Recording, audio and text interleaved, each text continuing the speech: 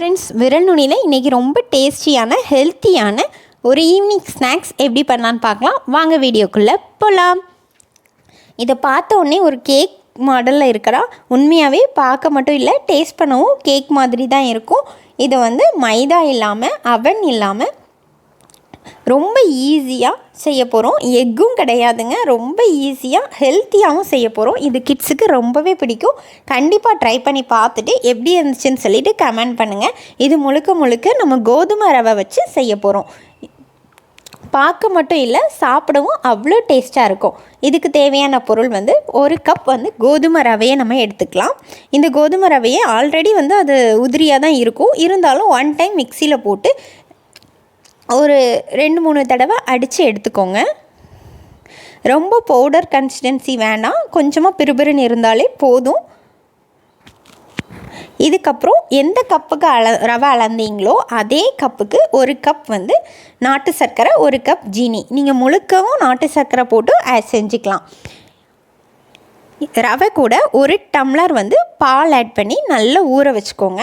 ரவை நல்லா ஊறி வந்த உடனே நம்ம ஆல்ரெடி திரித்து வச்சுருக்கிற நாட்டு சர்க்கரை பவுடரை இதில் மிக்ஸ் பண்ணிக்கிடலாம்.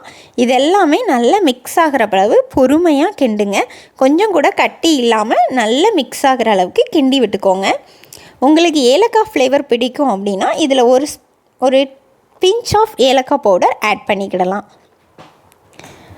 அதுக்கப்புறம் அரை கப் தயிர் ரொம்ப புளிக்கக்கூடாது. நார்மலாக இருக்கிற தயிரை ஒரு அரை கப் எடுத்து இதோட சேர்த்துக்கலாம். தயிர் நல்லா மிக்ஸ் பண்ணிக்கிடணும். இந்த ரவை, நாட்டு சர்க்கரை, தயிர் இது மூணுமே நல்லா மிக்ஸ் ஆகிற மாதிரி நல்லா மிக்ஸ் பண்ணிக்கோங்க. இதுக்கப்புறம் ஒரு 1/2 டேபிள் ஸ்பூன் அளவுக்கு பேக்கிங் சோடா ஆட் பண்ணிவிட்டு நம்ம எந்த பாத்திரத்தில் செய்ய போகிறோமோ அந்த பாத்திரத்தில் தேவையான அளவுக்கு நெய் அல்லது பட்டர் ஆட் பண்ணிக்கலாம். நீங்கள் எந்த டிஃப்ரெண்ட் ஷேப்ஸ் கூட இதில் நீங்கள் யூஸ் பண்ணிக்கிடலாம்.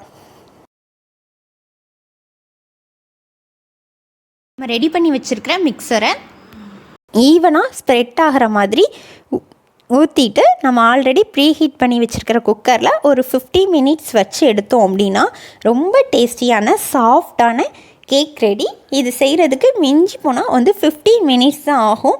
கண்டிப்பாக ட்ரை பண்ணி பாருங்கள், உங்கள் கிட்ஸுக்கு ரொம்பவே பிடிக்கும். இந்த வீடியோ பிடிச்சிருந்தா லைக் பண்ணுங்கள், மறக்காமல் என்னோடய சேனலை சப்ஸ்கிரைப் பண்ணிக்கோங்க. Thank you friends. விரல் நுனியில் அற்புதங்கள் தொடரும்.